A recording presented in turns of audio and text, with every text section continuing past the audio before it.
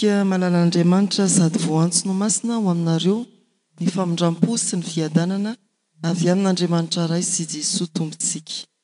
Sokafy ny baibolintsika ao amin'ny Salamy fa 7:100, andininy fa 2:100 hatramin'ny 9:100. Salamo fa 7:100, 2:100, 9:100.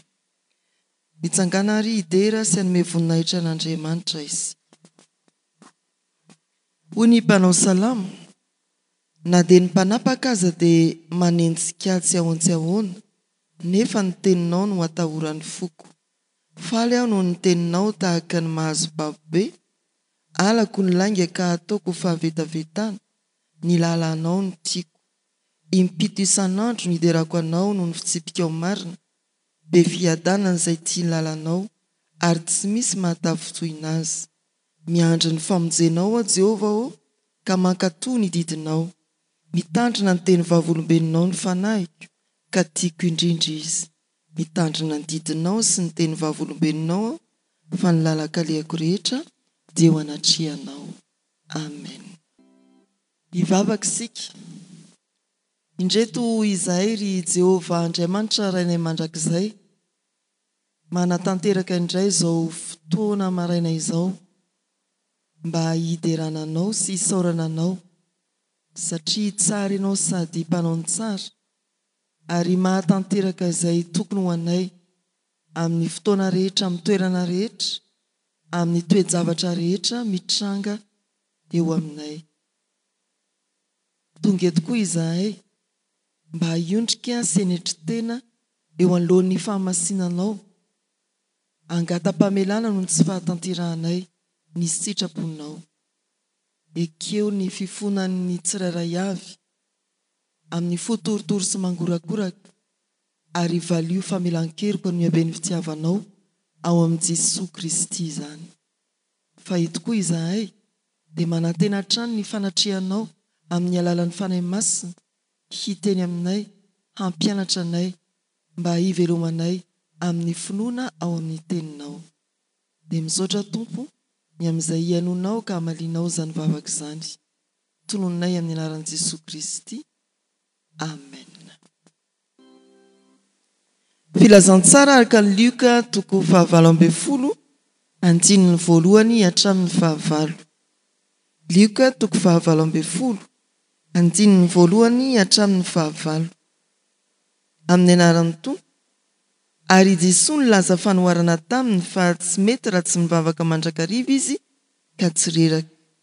Dia nanao hoe nisy mpitsara tao an-tanàna anankiray izay tsy natahotra an'Andriamanitra namena maso olona, ary nisy mpitondra tena tao amin'izany tanàna izany izay nankao aminy matetika ka nanao hoe omeo rariny aho amin'ilay manana ady amiko. Ary tsy nanaiky izy aloha, fa rehefa afaka izany dia nanao manaka-po hoe izy na dia tsy matahotra an'Andriamanitra aza aho sady tsy mena maso olona, mba omeko rariny ihany io mpitondra teny io. Fa manahirana izy, fandrao avy mandrakariva izy ka hampahasosotra aho. Ary hoy ny Tompo: eno izay lazain'ilay mpitsara tsy marina. Fa Andriamanitra tsy hanome rariny olom-boafidiny va, izay mitaraina amin'ny andro aman'alina, ary moa hitaredretra va izy? Lazaiko aminareo fa omeny rariny faingana izy, kanefa raha avy ny zanak'olona, moa hahita finoana ambonin'ny tany va izy. Amen.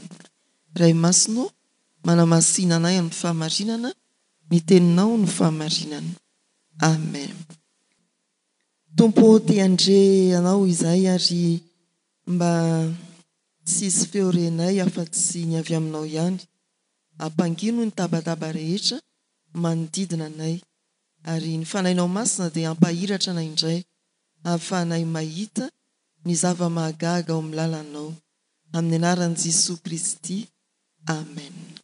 Iara-ipetraka isika ry havana.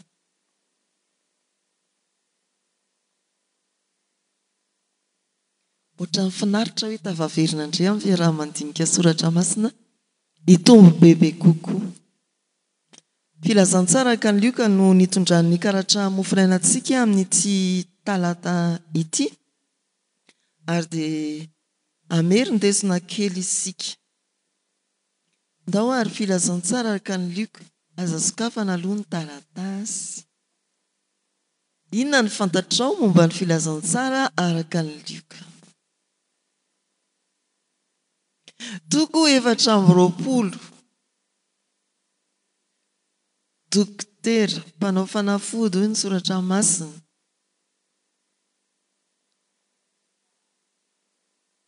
Mpahay tantara, iza ilay miteny eny arindrina any? Aona tsara? Tsy anisan'ny apôstôly. Sao dia hoe mpanoratra ny filazantsara dia apôstôly lioka.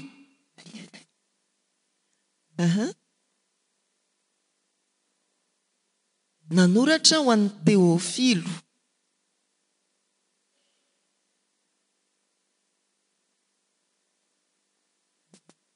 Misy tena mampiavaka azy io amin'ny mpanoratra ao amin'ny Baiboly. Izy rery no jentilisa. Tsy anisan'ny voafory izy raha ny fanambarany Paul any amin'ny Kolosianina dia miavaka izy. Izay ny ahafahana mamoaka tsokevitra. Ny anaran'ny raha teo dia tsy teny Hebreo fa teny Grika. Luka, Luciano.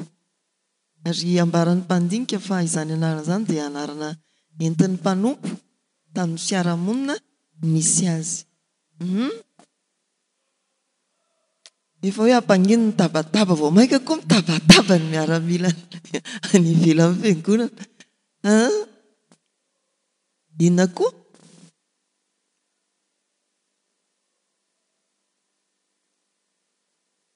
Izy no nanakaiky an'i Paul. Ndray atao hoe mampanao fanafody azy ary amin'izay nahafarofy an'i Paul dia tena akaiky an'i Paul izy tamin'ny asa fanompoana nataon'i Paul.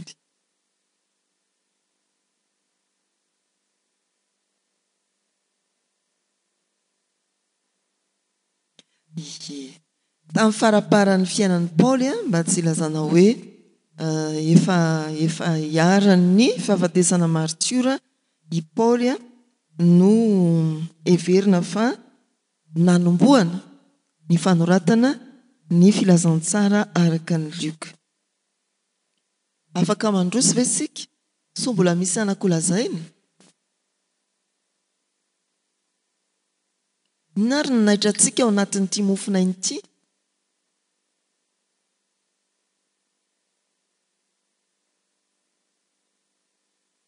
Sa vao izao mihitsy vao namaky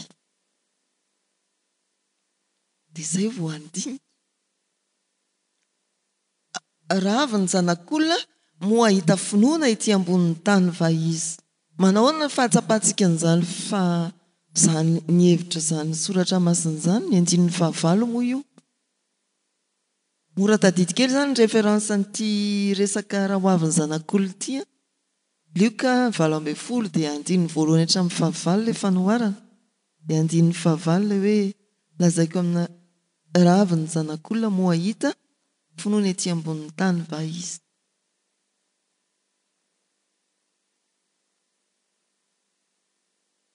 Ahoana ny fandraisanareo an'izany? Inona ny mahatonga anao hoe voatohina avy hatrany?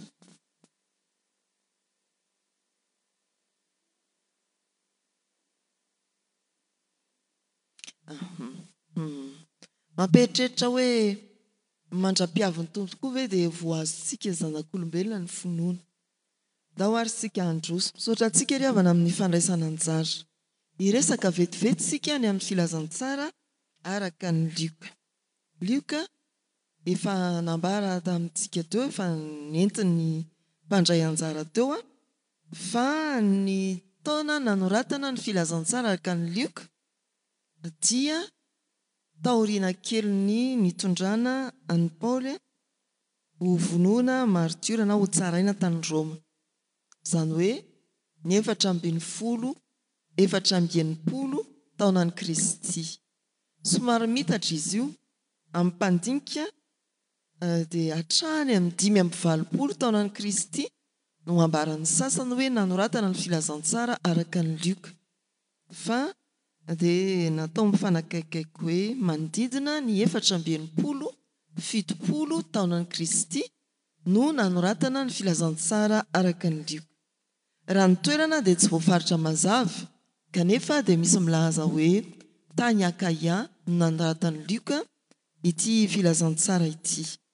Ny mpanoratra dia voalaza intelo ao amin'ny testamenta vaovao, ny Kolosiana 2:4-10 eo ambony eo ny mpanoratra, izany hoe Paoly, dia milaza ny amin'ireo olona totrony hoe voafora, fa eto amin'ny 4:4 kosa dia manavaka any lioka izy.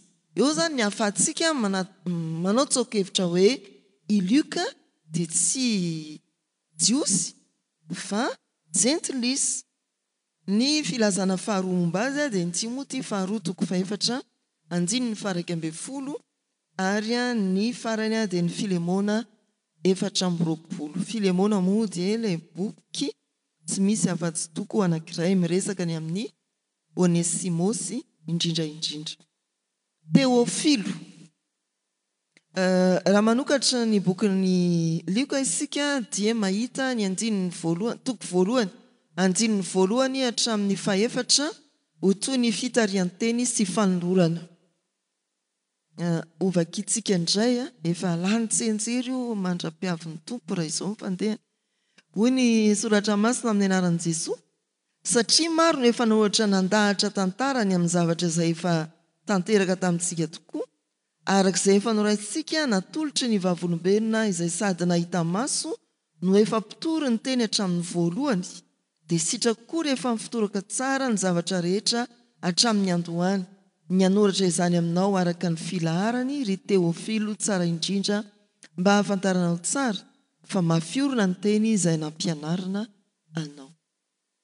Ao amin'ny fitariana io zany i lioka dia milaza voalohany indrindra fa efa nisy mpanoratra momba ny Jesosy Kristy, ny tantaran'i Jesosy teo alohany.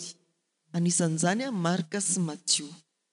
Ny faharoa dia ambarany koa fa fikarohana no nataony, niainga tamin'ireo soratra efa mipetraka ary fanadihadiana ny manodidina sy ny mpahay tantara. Ny fahatelo nosoratany ho an'i Teofilo ity boky ity. Iny andikany hoe Teofilo, ilay tian'Andriamanitra, mpitian'Andriamanitra, notovanany hoe tsara indrindra. Ty ngamba ny mety hoe vaovao amintsika ry havana, na mbola tsy nresantsika ny efa nresana tsy saroko loatra, fa ny fanisiana hoe tsara indrindra ao aorianany ny anarana hoe Teofilo dia filazana fanajana. Ny hoe tsara indrindra dia fiarabana ombana fanajana ho an'ny olona manana toerana teo amin'ny fiarahamonina. Fanao ny mpanoratra boky hoy ny mpandinika tamin'ny fotoan'andron'ny lioka, rehefa manoratra boky izy dia avantany amin'ny anaran'olona anankiray manakaja na malaza ny vanim-potoana anoratany ilay boky mba asintona olona bebe kokoa.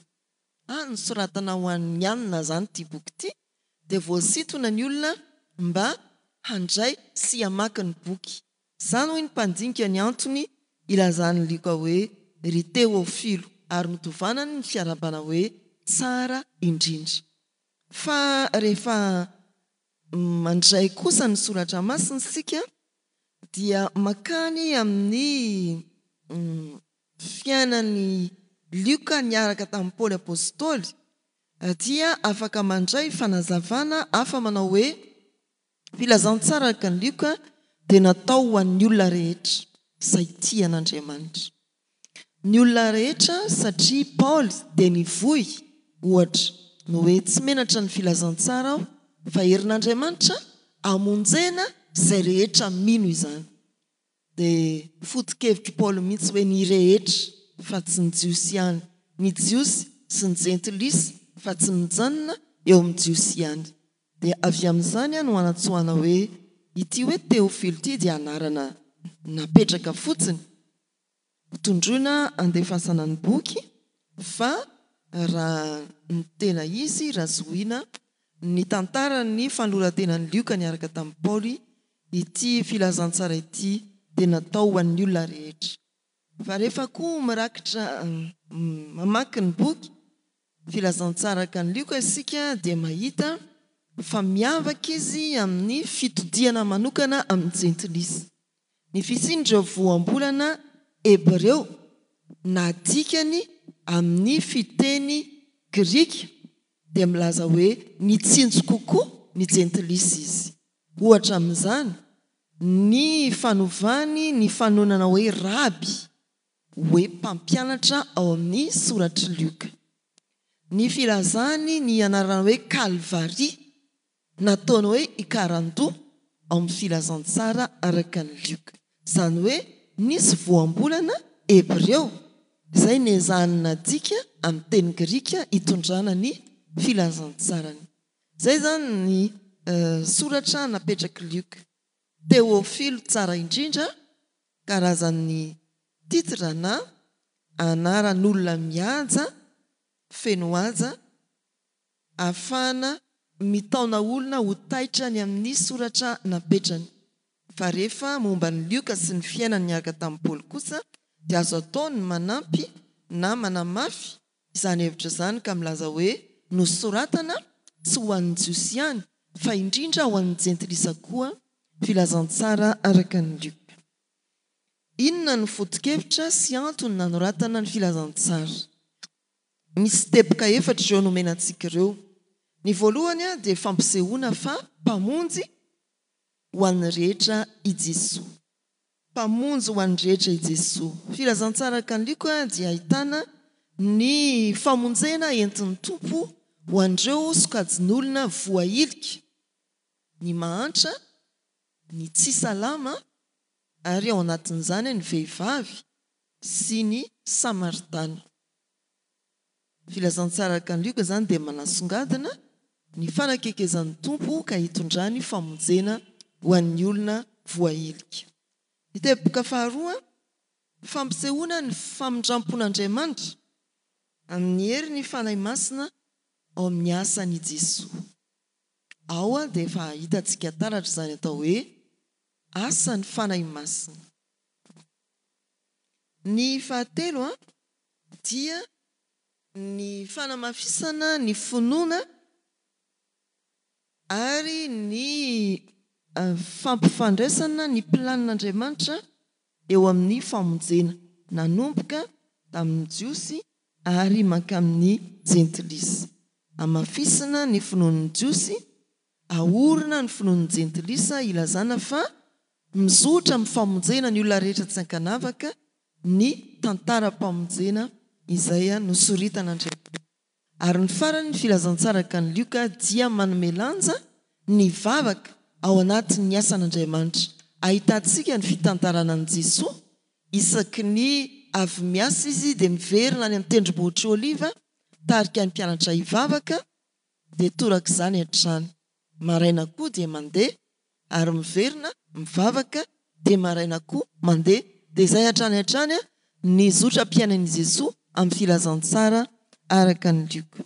Voalaza eo amin'ny fitarihana teo fa mandeha araka ny vanim-potoana ny trangany ny tantara voasoratra ato amin'ny filazantsara araka ny Lioka.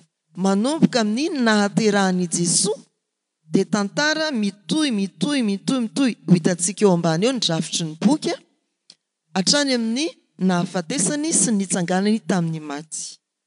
Ireo ary ny teboka efatra.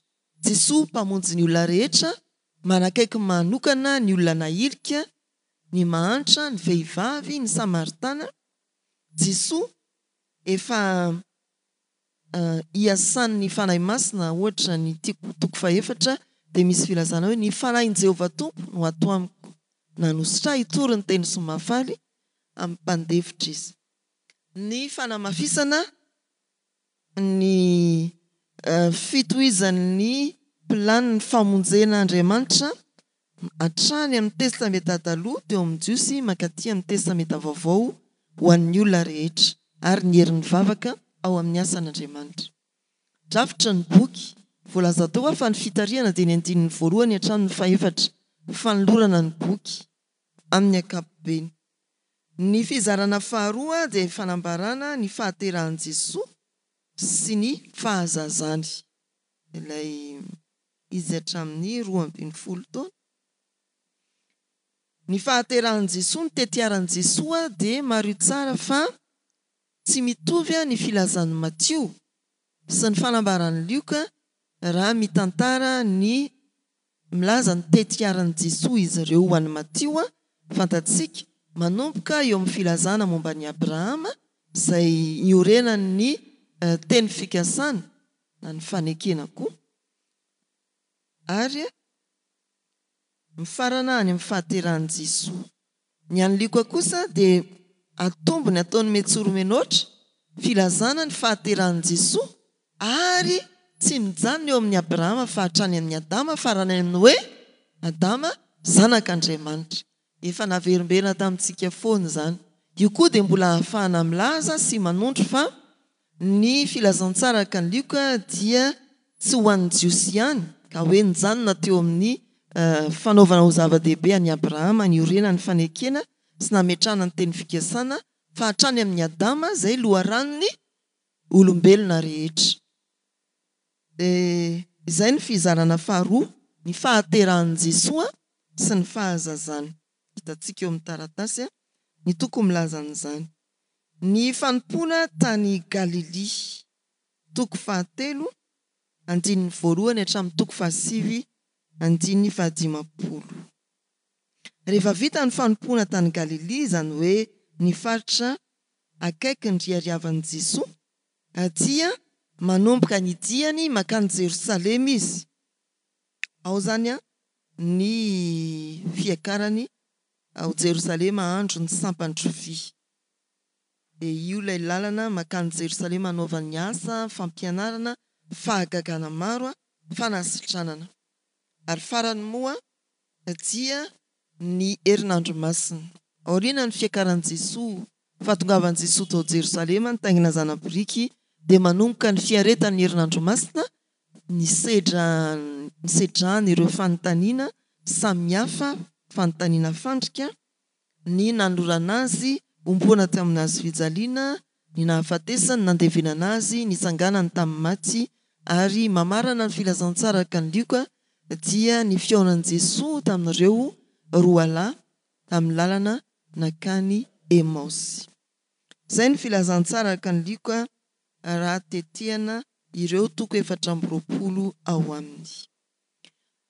Eto anoloantsika ny teksta araka ny mofinaina. Aiza ho aiza ao amin'ny filazantsara ka ny Luka ary misy an'ity teksta mofinaina ity. Ny Luka toko 9 andininy 1 hatramin'ny 12. Dia araka izany dia ao anatin'ilay fizarana milaza ny dian'i Jesosy Kristy niainga tao Galilia mihazo any Jerosalema hiatrika ny herinandro masina.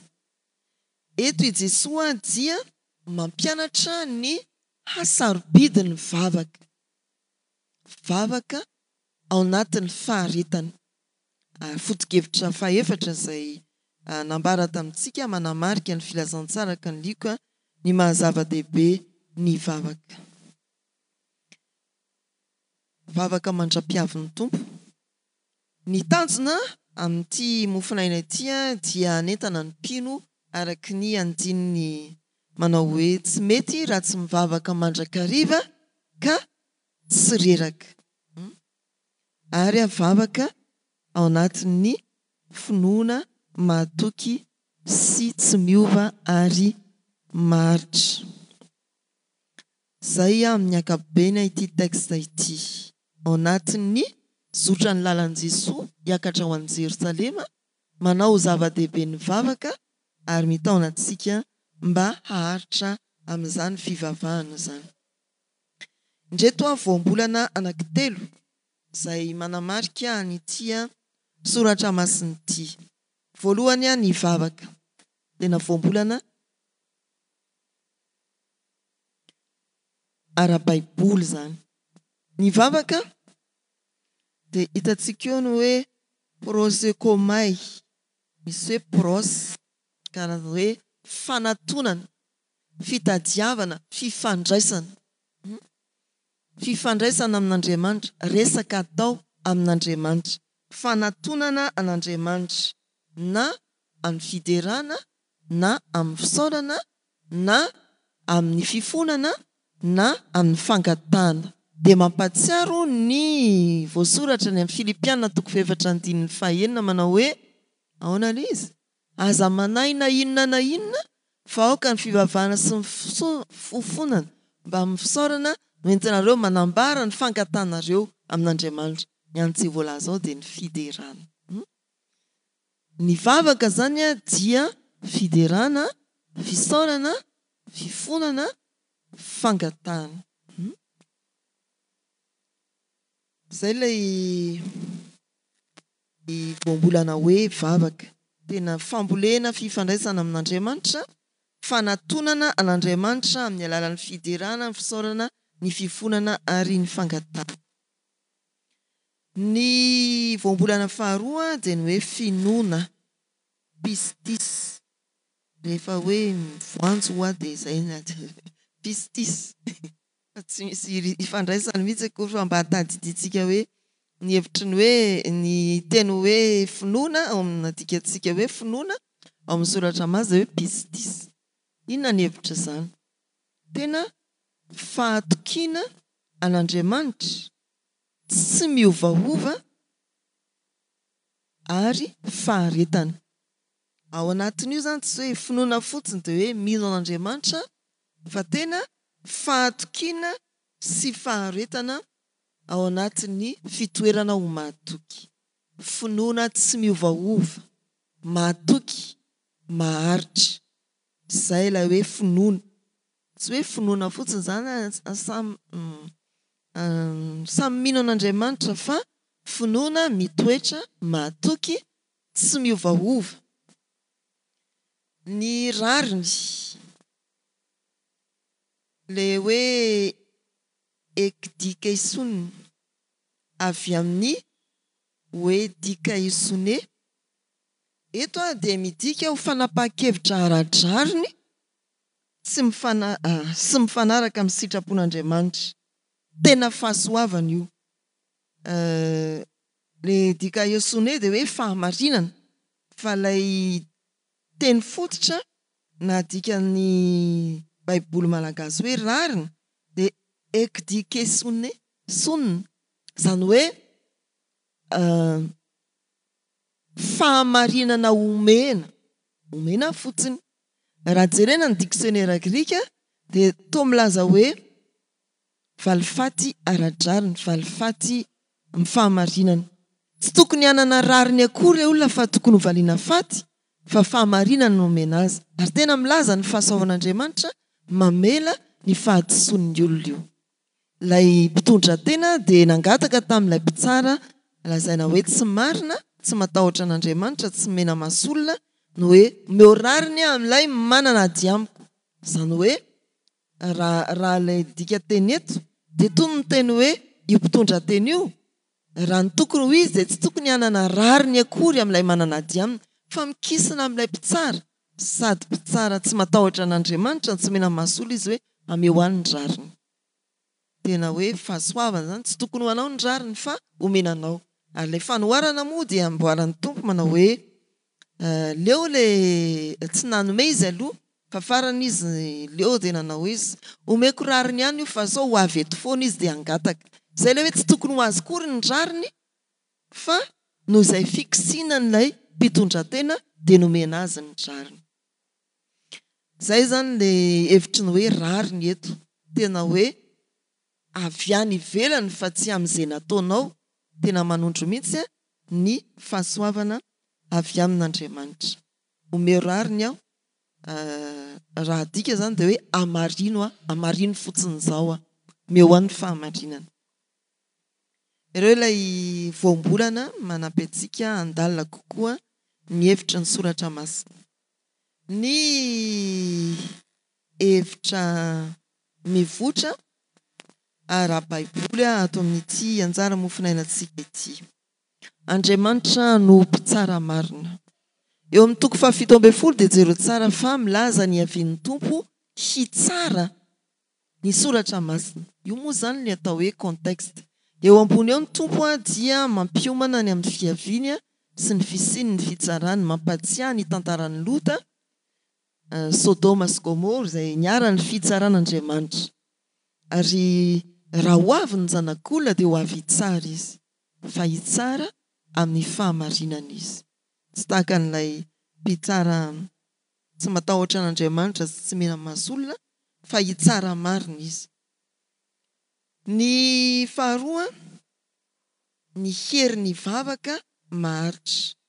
Tsy tokony ho kivy amin'ny vavaka ataontsika isika mpino fa tokony haharitra amin'izany ary hanana fikirizana eo amin'izay tononontsika amin'Andriamanitra. Ny fahatelo ao amin'ny 9:9 ilay niresahantsika teo dia hoe ny andrandraina dia ny haretantsika amin'ny finoana, pistis, finoana mahatoky sy maharitra ary tsy miova.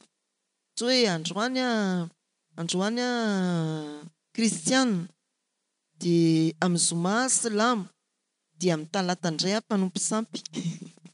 Asa hitako niza teteziko daholo ireo, za tsy hiteny ny fiangonana anaty farankisoa hoe kristianina samihafa, fa tena hoe aza miova miorena, izay ilay ampianaran'ity texte antsika. Finoana tsy miova, mahatoky ary maharitra. Eo foana izy, tsy miovaova. Ny zavatra fahadimy, mbola hiverenantsika ilay 9:9 ilay hoe moa hita finoana etỳ ambonin'ny tany va izy. Zavatra fahadimy dia andeha ho jerentsika hoe ny zava-misy ankehitriny. Inona ny zava-misy ankehitriny? Betsaka ny olana ara-tsosialy, ny olana ara-piarahamonina, ary indraindray ireny dia manala antsika na dia isika kristianina aza amin'ny finoana, mahatonga antsika hisalasala. Tsy tahaka an'ilay mpitondra tena mikiry vavaka fa hoe oka fa efa izao zany, tonga amin'ny hoe izao ny anjara sy lahatra, dia mijanona eo ny vavaka. Na koa hoe kivy sika fa tsy mety miova ny raharaha politika eo amin'ny firenena misy antsika, kivy-tsika fa tsy mety mandroso ny toe-karena eo amin'ny firenena misy antsika, ny amin'ny isan-tokantrano ny koroso azy dia miravoravo tanana sika, miravoravo fanahy sika. Tsy hoe tsy miasa fotsiny sika fa tonga tsy mivavaka koa isika. Misy indraindray ny kristianina raha notaniana fa nahoana ianao ny tsy mivavaka dia tena sahirana be. Izany moa averimberina foana, fa marina ve zany amin'ny fiainantsika? Rehefa sahirana dia tsy mivavaka? Fa misy koa ny olona ao anatin'ny fahatretrehana fa manadino mivavaka. Rehefa hanadino ny olona dia manadino fotsiny, na fahasahiranana io na fananana harena sy fifaliana io. Fa na amin'ny mora na amin'ny sarotra dia antsony isika tsy hanadino hiraviravy fanahy fa hivavaka mandrakariva. Dia izay ny zavatra misy. Ity anjara mofinainantsika ity averindray dia malafatra sy miantso antsika hoe ndeha hivavaka mandrakariva. Tahaka n'ilay mpitondra tena tsy nitsahatra nanatona na dia atao hoe mpitsara tsy matahotra an'Andriamanitra, tsy mena maso olona aza, dia nikiry izy ary nahazo valiny izy. Ndeha hiverina amin'ny soratra masina ny Tesalonianina 1:5-7 dia misy ilay manao hoe mivavaka aza mitsahatra. Ny Hebreo 1:1-9 afatra tamin'ny fandraisana fanasan'ny tompo tamin'ity volana ity. Ahoana ilay izy? Ny finoana, fanehoana ny zavatra tsy hita, fatokiana ny amin'ny zavatra antenaina. Fa raha tsy amin'ny finoana dia tsy misy azo atao azoana sitraka aminy. Fa izay manatona an'Andriamanitra fa misy izy dia tsy maintsy mino.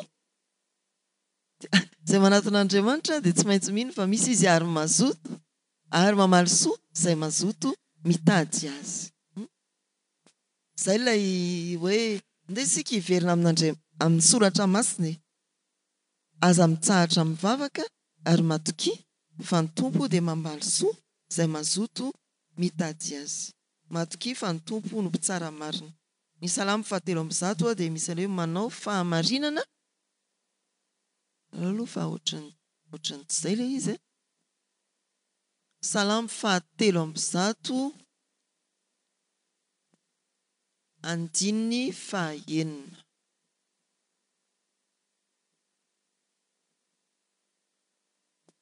Jehova manao fahamarinana amin'izay Jehova manao fahamarinana sy fitsarana amin'izay rehetra ampahoriana. Matoky sika fa mitsara marina ny tompo. Dia ho azavantsika ho jerentsika manokana ilay andininy 9 namperitreritra teo.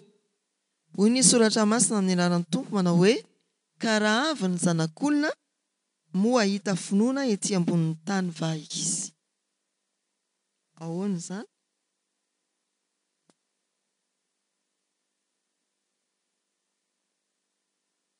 Tsy hoe fotsiny hoe maharitra isika mivavaka amin'ny finoana fa tena vonona ny hatramin'ny farany. Dia lazaina koa ny hoe tsy ny valim-bavaka ny zava-dehibe fa ny finoanao ny entinao ny vavaka sy ny faharetanao amin'izany finoana izany. Tena pistisy ve ilay izy sa hoe fitadiavana fotsiny ny hasitrana ny marary ny tsabonao? Fa raha tsy sitrana ny marary ny tsabonao mbola nahita finoana ve Andriamanitra tao aminao? Raha tsy afaka fanadinana ianao mivavaka ho an'ny fahafahanao fanadinana, mbola nahita finoana tao aminao ve Andriamanitra? Betsaka ny olona hoe nesan'ny mpiandry dia sitrana na afaka ny demonia fa tsy nahitana finoana izy. Ity soratra masina ity izany dia mitondra antsika amin'izany hoe na inona valim-bavaka, eny na tsia na miandry kely, mbola mahita finoana ao aminao ve Jesoa? Zay ity andininy 9 ity. Ary indrindra raha ho avy izy amin'ny andro farany, tavela ve ny finoana sa finoana mbola ny andro valim-bavaka? Jesosy efa tonga, ianao mbola salasala ny aminy ihany ohatran'ny tsy mivalianao ilay vavako, za ty mbola marary foana. Zay zany nitady ity ry havana fa tena harena be ty andininy 9 ity no hoe raha nivavaka ianao ka tsy araka ny sitraponao tahaka ny an'i Jesoa vavaka tao Getsemane, ilay valim-bavaka mbola ao aminao ve ny finoana? Fa be dia be isika kristianina ny hoe nivavaka ka tsy araka ny eritreretinao ao amin'ilay Hébreu 9 hoe mpamaly soa. Fa raha tambaro amin'ny Romanina 9 io fantatsika fa zavatra rehetra miara-miasa soa tena maly soa ihany izy zany. Fa tsy araka ny eritreretinao fotsiny dia eritreretinao hoe ratsy ny nomen'Andriamanitra anao.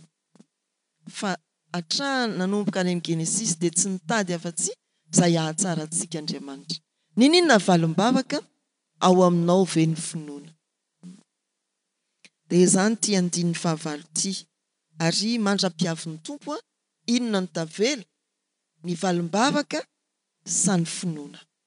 Zay. Eny ary havana, manana fotoana kely 10 minitra na 20 minitra isika mbola anaovana fampizarana, anao fanamariana nareo na anontany. Dao ary havana. Iza manana fanampiny atao?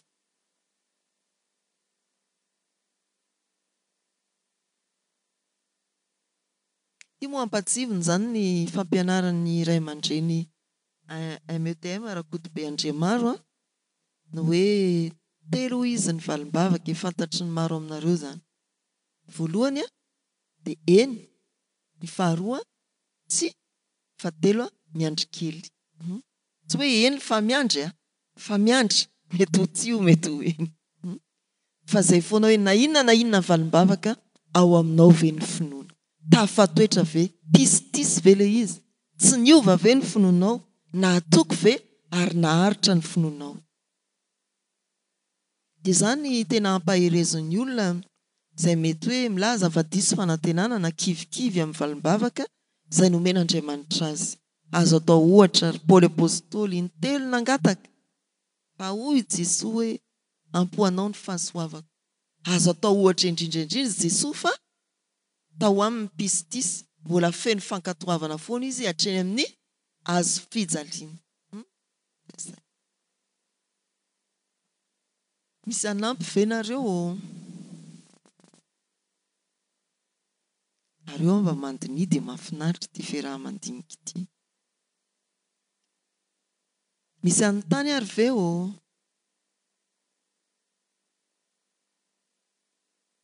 Ireto ary misy fanontaniana 1, 2, 3, 4, 5, 6.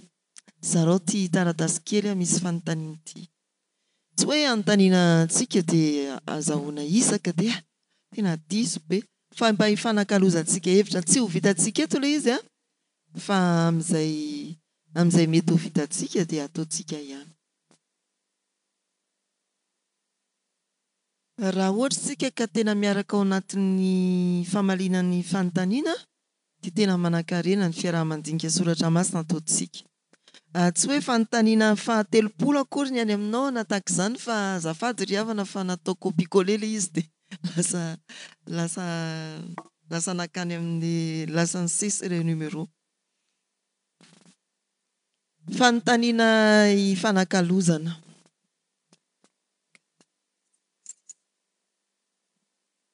Inona ny mahasamihafa n'Andriamanitra mpitsara marina sy ilay mpitsara tsy natahotra an'Andriamanitra? Izany ary izy hoe tsy natahotra an'Andriamanitra. Iray Andriamanitra, indray tsy Andriamanitra.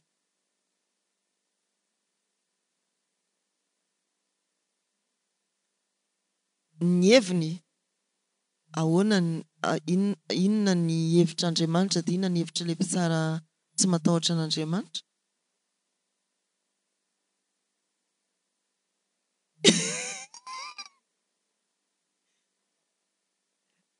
Zay mihitsy. Izay ialana io fa mandaginina io. Ameko rariny ihany io. Fa ny an'ny tompo tsy hoe mandaginina ianao dia hamariniko fa tiako ianao dia hamariniko. Na haritra ianao na hatoky ianao dia hamariniko. Valiako ny vavakao. Misaotra ny Marie Claire. Sao dia mbola misy manana valiteny hafa.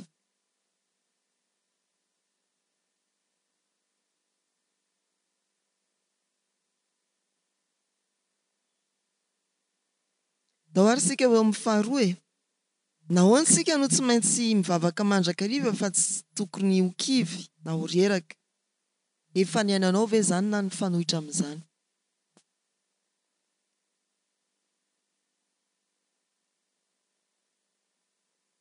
Izy aloha manana ny valiteny voalohany. Nahoana sika no tsy maintsy mivavaka mandrakariva?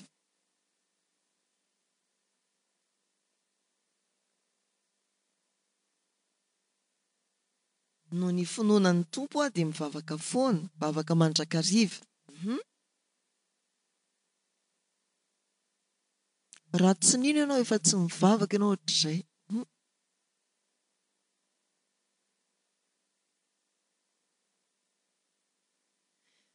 Dia hifandray amin'Andriamanitra. Na dia hidera fotsiny aza fa tsy manao mimi. Sasa tonga dia mimi fa tsisy midera, tsisy mipona, tsisy misaotra an'izay azy fa tonga dia miao, miao, miao. Tsy manana vocabulaire fa tsy miao, miao, miao. Mivavaka mandrakariva satria fiainana tontolo andro akinona amin'ny tompo.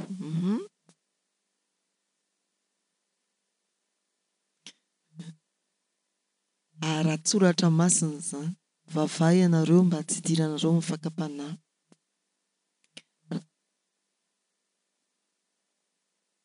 Mivavaka isika satria Kristy no antony hahavelomantsika. Fa azo ambara mazava be ny hoe mivavaka mandrakariva isika satria izay no lazain'ny soratra masina. Araka ny Tesaloniana voalohany 5:17. Efa ny ainanao ve izany hoe mivavaka? Tena hoe ny fiainanao dia vavaka. Na inona dia vavaka.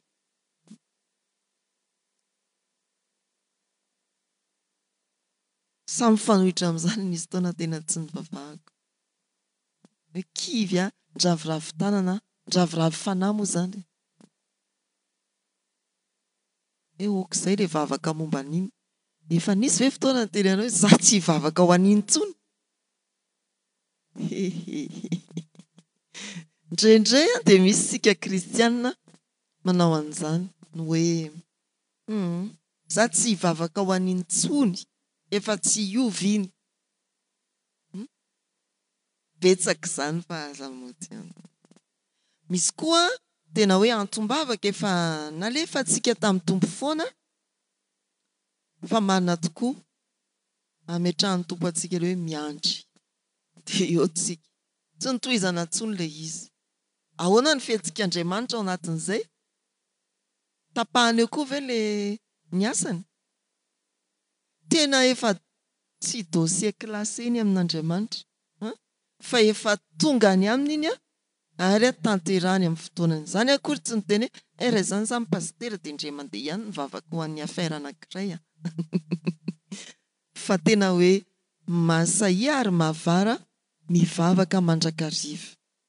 Raha ohatra ka tsy maintsy nanapaka ianao na noho ny antony na tena hoe tena kivy ianao, Jesosy tsy mba kivy. Azo antenaina foana izy.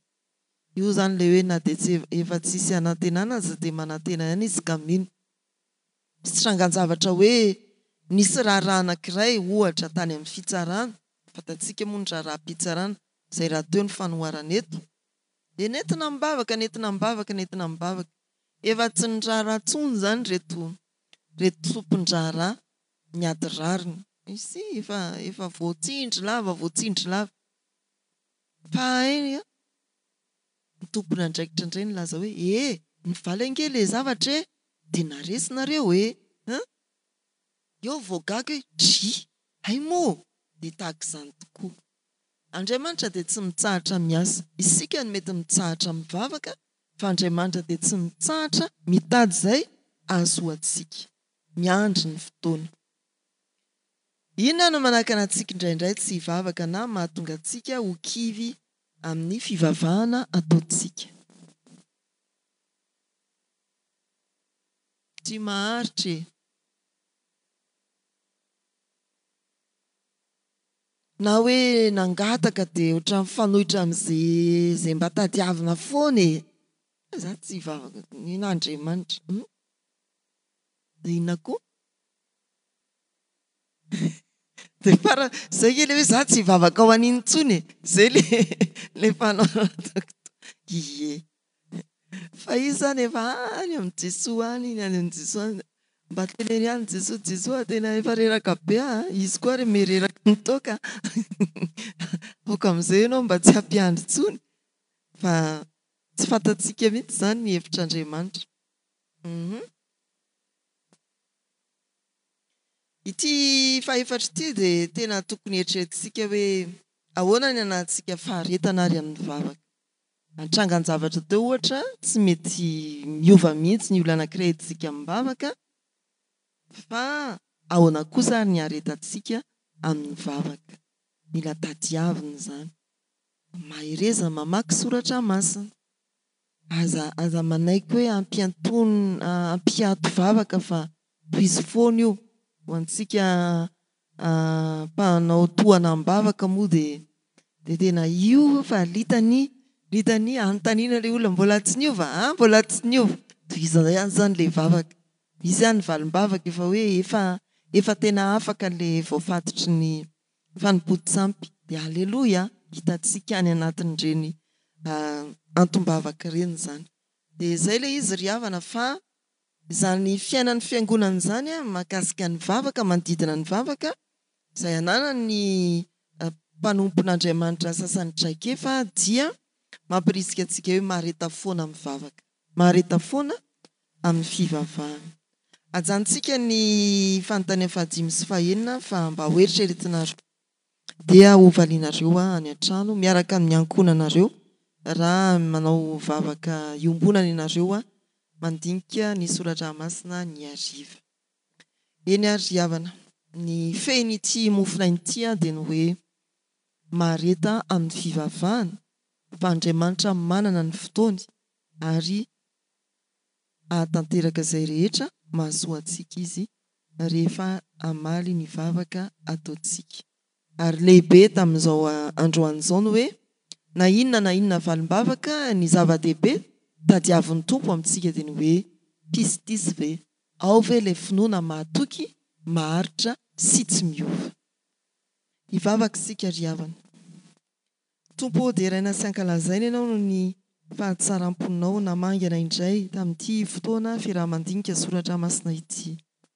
Omeo anay finoana mahatoky sy maharitra ary ho hitanao raha ho avy ianao hitsara ny velona sy ny maty. Ianao mpitsara marina no merariny anay amin'izay fotoan'izay ary hisolo vavanay ianao Jesosy Kristy. Misaotra ny amin'ny fanay mametraka indray ny fiainanay eo am-pelatananao amin'ity tontolo andro ity mba tena ho feno finoana izahay, hivelona amin'ny finoana izahay ary hizara ny finoana aty anatinay izahay.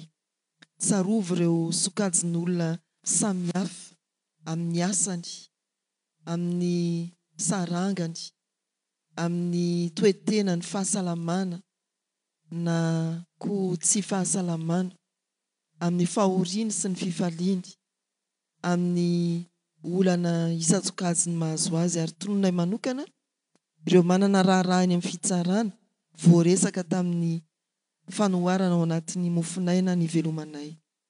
Tompo omeo rariny ny tokony hanana ny rariny ary ataovy miala amin'ny fahazara-poana ireo manana fahefana hitsara mba tena hitsara amin'ny rariny sy ny hitsiny izy ireny. Petraka eo am-pelatananao ny firenenay ary ampaherezo mandrakariva ny fiangonana mba hitory ny fahamarinana sy ny rariny ary ny fahatsarana ho Andriamanitra ilay miaino sady mamaly vavaka. Rainay izay ny an-danitra, ho amasinina anie ny anaranao, ho tonga anie ny fanjakanao, atao anie ny sitraponao ho ety an-tany ho tahaka ny eny an-danitra. Meo anay anio ny anina sahaza ao anay ary mamelana elokay tahaka ny namelanay izay meloka taminay. Aza mitondra anay amin'ny fakam-panahy, manafahanay amin'ny ratsy, hanao ny fanjakana sy ny hery ary ny voninahitra mandrakizay. Amen. Raisy ho tanterahan'ny tompo aminareo ny tsodrany tononona amin'ny anarany. Andriamanitra ho hatanteraka izay rehetra tokony ho anareo araka ny hareny amin'ny voninahitra ao amin'ny Kristy Jesosy. Mandihana amin'ny fifalian'ny tompontsika. Amen. Petraka ianareo.